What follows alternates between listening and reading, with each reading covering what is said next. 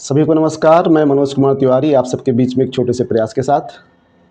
हम इस प्रयास में आपके लिए लेकर के आए हैं इंग्लिश ग्रामर, और इस इंग्लिश ग्रामर के छोटे से प्रयास में उन बच्चों के लिए जो हिंदी मीडियम के स्कूल्स में पढ़ते हैं, जिनके पास पर्याप्त संसाधन नहीं हैं या किसी कारणवश उनके पास इंग्लिश टीचर नहीं है, या और भी तमाम चीज़ें हैं जिसकी वजह से वो कहीं ना कहीं अंग्रेज़ी व्याकरण को सीखने में पीछे रह जा रहे हैं। उन सब के लिए एक छोटी सी कोशिश है कि वो इन छोटे छोटे वीडियोज़ के माध्यम से इंग्लिश ग्रामर को बेहतर तरीके से समझ पाएँ, उसको सीख पाएँ। और ये इंग्लिश ग्रामर केवल स्कूल्स में पढ़ने वाले विद्यार्थियों के लिए नहीं है, बल्कि हर उस व्यक्ति के लिए है जो इंग्लिश ग्रामर सीखना चाहता है, जो पढ़ चुका है लेकिन अब वक्त काफ़ी पीछे छूट चुका है। अब उनके पास इतना समय नहीं है कि वो फिर से किसी स्कूल को, किसी कोचिंग इंस्टीट्यूशन को ज्वाइन करके फिर से ग्रामर को सीख सकें, लेकिन ज़रूरत आ पड़ रही है। ऐसे उन सभी लोगों के लिए मुझे उम्मीद है कि हमारे वीडियोज़ हेल्पफुल होने जा रहे हैं। कक्षा 9 से लेकर कक्षा 12 तक के जो भी हिंदी मीडियम के विद्यार्थी हैं, वो इन वीडियोज़ के माध्यम से बहुत कुछ सीख सकते हैं अगर वो कोशिश करेंगे तो। आप सबके बीच ये वीडियोज़ पहुंचाने का सिर्फ एक ही उद्देश्य है कि आपको ज़्यादा से ज़्यादा इंग्लिश ग्रामर का नॉलेज दे पाना। आपकी कठिनाइयों को ध्यान में रखते हुए प्रयास ये किया जा रहा है कि आपको सरल से सरल भाषा में इसको समझाया जाए। जितना इजी हो सकता है उतना इजीली आपके माइंड में ये चीज़ें रखी जाएं कि इंग्लिश ग्रामर किस तरह से यूज़ की जाती है, किस तरह से वो काम करती है, और एग्जामिनेशन में आप किस तरह से उसमें अच्छे मार्क्स ला सकते हैं। ज़रूरत रहेगी तो बस थोड़ी सी आपको ध्यान देने की, और जब तक आप इस चीज़ को बेहतर तरीके से न समझ जाएं तब तक जितनी बार आप चाहें उतनी बार आप इसको देख सकते हैं। इन वीडियोज़ को बनाने का एक ही मकसद है, विद्यार्थियों को और हर पढ़ने वाले उस व्यक्ति को जो कुछ सीखना चाहता है, ज़्यादा से ज़्यादा ज्ञान देना, ज़्यादा से ज़्यादा उसको सिखाना। इसका कोई भी प्रॉफिट का उद्देश्य नहीं है। इसके लिए किसी भी लाइकिंग की, किसी भी सब्सक्रिप्शन की, किसी भी शेयरिंग की कोई बाध्यता नहीं है। आप जब चाहें चैनल को विजिट कर सकते हैं, जब चाहें इसको देख सकते हैं, जितनी बार चाहें उसको देख सकते हैं। अगर आपको लगे कि ये ठीक है और आपके लिए फ़ायदेमंद है और आपसे जुड़े हुए अन्य लोगों के लिए फ़ायदेमंद हो सकता है, तो अगर आपको ज़रूरत महसूस होती हो तो आप उन तक ज़रूर पहुँचाएँ ताकि उनका भी भला हो सके। अदरवाइज़ इसके पीछे प्रॉफिट से जुड़ा हुआ कोई भी उद्देश्य नहीं है, कोई भी ऐसा निहितार्थ नहीं है। चलिए हम बात करेंगे इंग्लिश ग्रामर की। हालांकि इसका स्कोप केवल इंग्लिश ग्रामर तक सीमित न रख करके हम और आगे तमाम चीज़ों को इसमें इंक्लूड करेंगे, लेकिन फ़िलहाल के लिए अभी जो हमारे हिंदी मीडियम के विद्यार्थी हैं उनके लिए हम इंग्लिश ग्रामर के उन टॉपिक्स को लाएंगे, उन टॉपिक्स पर फोकस करेंगे जो उनके एग्जामिनेशन पॉइंट ऑफ व्यू से हेल्पफुल हैं, ज़रूरी हैं, इम्पॉर्टेंट हैं। शुरुआत करेंगे हम बेसिक चीज़ों से जो इंग्लिश ग्रामर से, इंग्लिश से जुड़ी हुई हैं, और फिर बाद में step by step, topic by topic हम आगे बढ़ेंगे। हम उन टॉपिक्स को पहले कवर करेंगे जो अभी उनके लिए फ़िलहाल ज़्यादा ज़रूरी हैं। जो कम ज़रूरत वाली चीज़ें हैं हम उनको बाद में कवर करेंगे। चलिए आइए शुरुआत करते हैं हम एक प्रयास की, जिसमें सहयोग आपका और प्रयास हमारा। आइए बात करते हैं इंग्लिश ग्रामर की। सबसे पहले हम लिखेंगे ग्रामर। ग्रामर शब्द लिखने में सावधानी बरतेंगे। कई बार हम देखते हैं कि बच्चे इसकी स्पेलिंग गलत लिखते हैं। GRAMMAR इसकी स्पेलिंग है, और कई बार बच्चे GRAMMER लिख देते हैं, जो कि गलत होता है। ओके, अब हम यहां से शुरू करेंगे ग्रामर की। जैसा कि हम जानते हैं कि हर भाषा की अपनी एक व्याकरण है।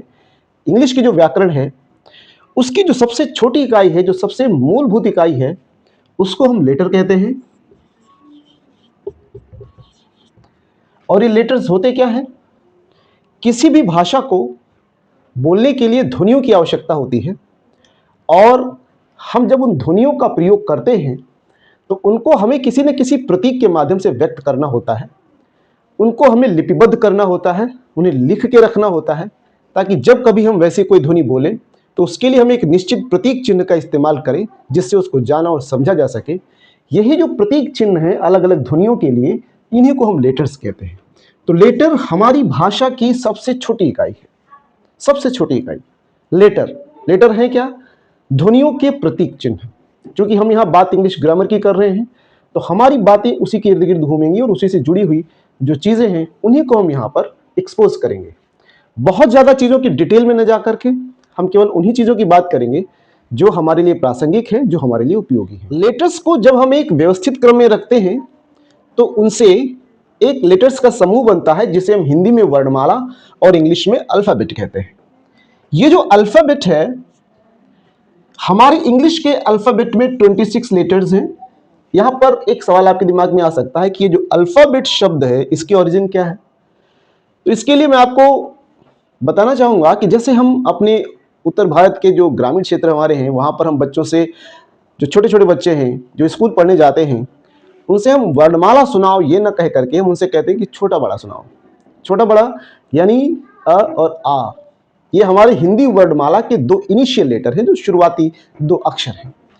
इसी तरह से जो यूनानी भाषा है, जो ग्रीक लैंग्वेज है, उसके छोटा आ बड़ा आ यानी आ और आ पता है क्या है? ये है अल्फा और बीटा, ये वहां के छोटा बड़ा है। तो अल्फा और बीटा मिल करके हमारे सामने अल्फाबेट के रूप में मौजूद है, यानी इनिशियल लेटर्स, शुरुआती अक्षर यूनानी भाषा के जो अल्फा और बीटा हैं, उनके सम्मिश्रण से, उनके मिलने से जो शब्द बना वो है हमारा अल्फाबेट, अर्थात अल्फाबेट यानी वर्णमाला। चलिए वापस चलते हैं। 26 लेटर्स हैं हमारे इंग्लिश के अल्फाबेट में, और इन 26 लेटर्स में एक डिवीजन है वॉवेल्स का, जो कि संख्या में 5 हैं, और कॉन्सोनेंट्स का, जो कि संख्या में 21 है। तो ये जो हमारे 21 + 5 मिलकर के 26 लेटर्स हुए, जो हमारे इंग्लिश अल्फाबेट को क्रिएट कर रहे हैं, ये जब लेटर्स आपस में मिलते हैं, इनसे एक वर्ड बनता है जिसको हम हिंदी में शब्द कहते हैं। शर्त एक ही है, लेटर्स में केवल कॉन्सोनेंट्स मिलकर के शब्द नहीं बनाते और केवल वॉवेल्स मिलकर के भी नहीं बनाते, इसलिए दोनों का संयोजन होता है। दोनों ही तरह के यहां पर अक्षर शामिल होते हैं, जिसमें कॉन्सोनेंट्स भी होते हैं और वॉवेल्स भी होते हैं। केवल वॉवेल से बने हुए भी शब्द हैं जिसकी चर्चा हम बाद में करेंगे। कॉन्सोनेंट्स के साथ वॉवेल्स का जो संयोग है, वो उसके पीछे की एक वजह यह है कि किसी भी शब्द को प्रोनाउंस करने के लिए, उसको बोलने के लिए हमें एक लय की जरूरत पड़ती है, और इस लय को जो लेटर्स प्रोवाइड करते हैं वही हमारे वॉवेल्स हैं। तो वॉवेल्स हमें वो लय देते हैं, वो हमें पिच देते हैं, वो हमें उतार चढ़ाव देते हैं, जो किसी भी शब्द को बोलने के लिए जरूरी होता है। तो इस तरह से वॉवेल्स हमारे लिए जरूरी है, क्योंकि वो हमें कॉन्सोनेंट्स के साथ मिलकर के एक लय, एक पिच, एक टोन प्रोवाइड करते हैं, जिससे हम शब्दों का प्रॉपर तरीके से प्रोनाउंसिएशन कर पाते हैं। ये शब्द जो लेटर से मिलकर के बनते हैं, इनकी शर्त यह है कि ये मीनिंगफुल होने चाहिए। सिर्फ लेटर्स को आपस में रख देने से कोई शब्द, कोई वर्ड क्रिएट नहीं हो जाता। लेटर्स इस क्रम में रखे गए होते हैं कि उनसे जो शब्द बना हुआ है उसका एक मीनिंग होना चाहिए, एक अर्थ होना चाहिए। अगर बहुत सारे लेटर्स में एक साथ ऐसे रैंडमली रख देता हूं, मान लीजिए ABCFGHYKTP, इसमें कॉन्सोनेंट्स भी हैं और इसमें वॉवेल्स भी हैं, लेकिन ये कोई शब्द, मान्य शब्द कोई इस तरह का है नहीं, ना ये चलन में है, ना ही अभी रिसेंटली ऐसा कोई शब्द कॉइन किया गया, गढ़ा गया है। कारण क्या है कि इनको व्यवस्थित क्रम में रखा नहीं गया है। हाँ, आने वाले टाइम में कोई ऐसा शब्द बन जाए तो उसकी कोई बड़ी बात नहीं है, क्योंकि भाषा निरंतर परिवर्तित होने वाला विषय है। ये परिवर्तित होती रहती है, कल को कोई नया शब्द आ जाए, और हर बार नए शब्द जुड़ते ही रहते हैं। नहीं तो अभी तक शुरुआत में जितने शब्द थे वो किसी भी भाषा में, वो आज तक उतने ही बने रहते। भाषा में नए शब्द जुड़ते हैं, लेकिन उसका अपना एक क्राइटेरिया है, उसका अपना एक सिस्टम है, उसकी अपनी एक व्यवस्था है, उसके तहत ही नए शब्दों का गठन होता है। वैसे वो गढ़े जाते हैं, फिर वैसे वो चलन में आते हैं। तो ये हमारे पास कोई शब्द नहीं, लेकिन इसकी जगह पर अगर हम ऐसे शब्द कहें जिनको हम जानते हैं, जैसे कि उदाहरण के लिए बॉय, उदाहरण के लिए कैट, उदाहरण के लिए चेयर, उदाहरण के लिए किसी का नाम, ये सारे वे शब्द हैं जिनसे हम परिचित हैं, ये चलन में हैं, ये एक्सेप्टेड हैं, और इनका अपना एक मीनिंग है। तो ऐसे लेटर्स जब व्यवस्थित क्रम में मिलते हैं, जिनका एक अर्थ होता है, ऐसे लेटर्स मिलकर के जिस समूह की रचना करते हैं उसको हम वर्ड कहते हैं, उसको हम शब्द कहते हैं। अर्थपूर्ण शब्द जब आपस में मिलते हैं, वहां भी व्यवस्था जरूरी है। अर्थपूर्ण शब्द जब आपस में मिलते हैं तो वहां से निर्माण होता है एक सेंटेंस का। तो अब इस टॉपिक में हम जब आगे बढ़ेंगे तो हम चर्चा करेंगे कि सेंटेंस क्या होता है। ये बात करते हैं हम सेंटेंस की। 9th में और 10th में जो ग्रामर का पहला टॉपिक है वो सेंटेंस ही है। सेंटेंस, अगर हम इसकी डेफिनेशन की बात करें तो मैं यहां डेफिनेशन लिखता हूं, फिर हम उसकी डिटेल में चर्चा करेंगे। A sentence is a group of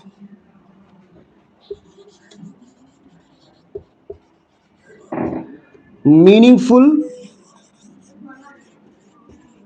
words arranged in a proper way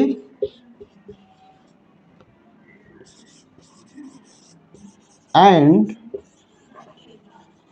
conveying a meaning.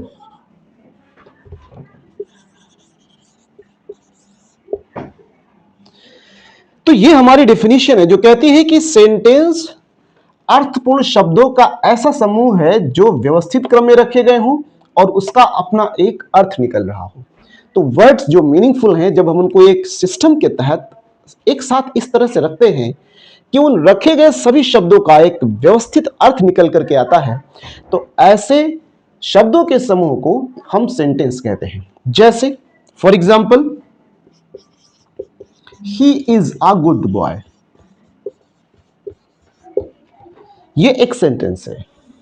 जरा गौर करें यहां पर 1 2 3 4 एंड 5 वर्ड्स यहां पर मौजूद हैं।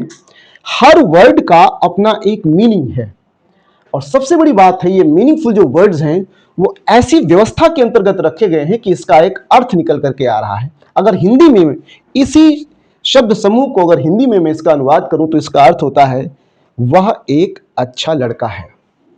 तो वह एक अच्छा लड़का है, इसका अर्थ हमें बहुत आसानी से समझ में आ गया, और इसलिए समझ में आ गया क्योंकि जो शब्द हैं वो एक व्यवस्था के अंतर्गत रखे गए हैं। अलग अलग भाषाओं का जो ग्रामर होता है उसमें जो वर्ण विन्यास होता है जिसको हम सिंटैक्स कहते हैं, वहां वर्ड्स को रखने का सबका अपना अलग अलग तरीका है। हिंदी में शब्दों को रखने का अपना अलग क्रम है, अन्य भाषाओं में उनका रखने का अलग क्रम है। इसी तरह से इंग्लिश का शब्दों का आपस में रखने का एक अलग क्रम है। यहां सबसे पहले हम किसी भी सेंटेंस में जो कि स्टेटमेंट शो करता है, ऐसे सेंटेंस में सबसे पहले हम सब्जेक्ट को रखते हैं, उसके बाद हम वर्ब को रखते हैं, उसके बाद हम ऑब्जेक्ट और अदर वर्ड्स को रखते हैं। हिंदी में ऐसा नहीं होता। हिंदी में हम पहले सब्जेक्ट यानी कर्ता को रखते हैं और वर्ब को हम सबसे लास्ट में रखते हैं। तो कई बार एक भाषा से दूसरी भाषा में जब हम ट्रांसलेशन करते हैं तो अक्सर ये समस्या हमारे साथ होती है कि हम कौन सी चीज को कहां पे रखें जिसका सही से अर्थ निकल कर के आए। यही वजह है कि हमें अलग अलग भाषाओं का रूपांतरण करने के लिए, आपस में इंटरचेंज करने के लिए, उनका ट्रांसलेशन करने के लिए हमें दोनों भाषाओं के जो ग्रामर के रूल्स हैं हमें उन्हें जानना जरूरी होता है, उन्हें समझना जरूरी होता है। एग्जाम्पल देखिए, मदन प्लेज फुटबॉल। यहां पर इस सेंटेंस में 1 2 3 वर्ड्स हैं। ऑल द 3 वर्ड्स मीनिंगफुल हैं, इनका अपना एक मीनिंग है और क्योंकि एक व्यवस्थित क्रम में रखे गए हैं इसलिए इसका अपना एक अर्थ निकल करके आ रहा है। तो इस तरह से बहुत सारे एग्जांपल्स हो सकते हैं सेंटेंसेस के। तो हमने सीखा कि लेटर्स क्या हैं, किस तरह से लेटर्स मिलकर के वर्ड्स बनते हैं, और मीनिंगफुल वर्ड्स जब आपस में जुड़ते हैं तो उनसे एक सेंटेंस बनता है। सेंटेंस की डेफिनेशन क्या है और सेंटेंस के एग्जाम्पल्स क्या हैं। अब हम इसके आगे चलेंगे और हम बात करेंगे कि सेंटेंस के मेन पार्ट्स क्या होते हैं, कौन कौन से सेंटेंस के मेन पार्ट्स हैं। तो अगर आप इन दो सेंटेंसेस को पढ़ें तो आपको पढ़ने से यह पता चल रहा होगा कि यहां पर दो चीजें हैं जो बहुत इंपॉर्टेंट हैं। एक तो वो जिसके बारे में बात की जा रही है, दूसरी वो कि उसके बारे में बात क्या की जा रही है। तो जिसके बारे में बात की जा रही है और जिसके बारे में जो बात की जा रही है, यहां पर ये दो चीजें हैं, बस यही आधार है, यही डिवीजन है हमारे सेंटेंस का। तो सेंटेंस में दो चीजें हैं। अगर हम इसको पार्ट्स ऑफ सेंटेंस की बात करें तो यहां पर दो चीजें हैं, ये इसका डिवीजन है। सबसे पहले सब्जेक्ट और दूसरा पार्ट प्रेडिकेट। सब्जेक्ट सेंटेंस का बहुत ही महत्वपूर्ण हिस्सा, यह वो भाग होता है जिसके बारे में सेंटेंस में कोई बात की जाती है। यह कोई नाउन हो सकता है, यह कोई प्रोनाउन हो सकता है, या कोई और पार्ट्स ऑफ स्पीच हो सकता है जो नाउन की तरह काम कर रहा हो। तो सब्जेक्ट वह चीज है जिसके बारे में बात की जाती है। ये कोई लिविंग बीइंग हो सकता है, कोई नॉन लिविंग बीइंग हो सकता है। कुल मिलाकर के ये नाउन है। नाउन नहीं है तो नाउन की जगह लेने वाला प्रोनाउन है, या फिर कोई ऐसा शब्द है जो नाउन की तरह काम कर रहा है। कोई एडजेक्टिव भी हो सकता है जो नाउन की तरह काम कर रहा हो, या अन्य कोई शब्द भी ऐसे ही हो सकता है। तो सब्जेक्ट जिसके बारे में बात हो रही। वापस दो एग्जांपल्स पे चलिए। अगर हम यहां देख रहे हैं सेंटेंसेस को, तो यहां दिख रहा है he is a good boy, ये हमारा एक सेंटेंस है। अगर हम यहां पर ये डिवीजन करें और सब्जेक्ट को हम यहां से पॉइंट आउट करना चाहें तो हमें इस सेंटेंस में देखना होगा कि बात किसके बारे में हो रही है। तो पहले सेंटेंस को पढ़ने से पता चल रहा है कि बात ही के बारे में हो रही है। अच्छा लड़का कौन है? ही है। तो चूंकि ही के बारे में बात हो रही है, तो यहां पर ही क्या है? हमारा ही सब्जेक्ट है। हालांकि ये नाउन नहीं है। मैंने कहा ना कि नाउन की जगह प्रोनाउन हो सकता है, क्योंकि प्रोनाउन तो वो शब्द होते हैं जो नाउन के स्थान पर प्रयोग किए जाते हैं। इसलिए नाउन या प्रोनाउन कोई एक चीज हो सकती है। तो यहां पर ये प्रोनाउन है। वही दूसरे सेंटेंस में अगर हम बात करें मदन प्लेज फुटबॉल, तो यहां पर मदन हमारा सब्जेक्ट है, क्योंकि यहां पर प्लेज फुटबॉल इन शब्दों के माध्यम से बात किसके बारे में की जा रही है? मदन के बारे में बात की जा रही है। मदन यहां पे नाउन है, तो ये हमारा सब्जेक्ट है। तो अब ये क्लियर हो गया होगा कि सेंटेंस में जिसके बारे में बात की जाती है वही हमारा सब्जेक्ट होता है। तो जब दो ही पार्ट्स है और जिसके बारे में बात हो रही वो हमारा सब्जेक्ट है, तो बाकी जो रेस्ट पार्ट है इन सेंटेंसेस का वो सब हमारा प्रेडिकेट है, ऑब्वियसली। क्योंकि प्रेडिकेट शब्दों का वह समूह है जिसके माध्यम से, जिसके द्वारा सब्जेक्ट के बारे में कोई बात की जाती है। यानी सब्जेक्ट जिसके बारे में बात की जाती है और प्रेडिकेट जिन शब्दों के माध्यम से सब्जेक्ट के बारे में कुछ कहा जाता है उसको हम प्रेडिकेट कहते हैं। तो यहां पर सब्जेक्ट और प्रेडिकेट ये मेजर डिवीजन है किसी भी सेंटेंस का। सब्जेक्ट, यहां पर ये दो सब्जेक्ट, बाकी जो बचा हुआ हिस्सा है, जो रेस्ट पार्ट है, ये हमारा प्रेडिकेट कहलाएगा। तो उम्मीद है कि सब्जेक्ट और प्रेडिकेट क्या होता है ये आपको अच्छे से क्लियर हो गया होगा।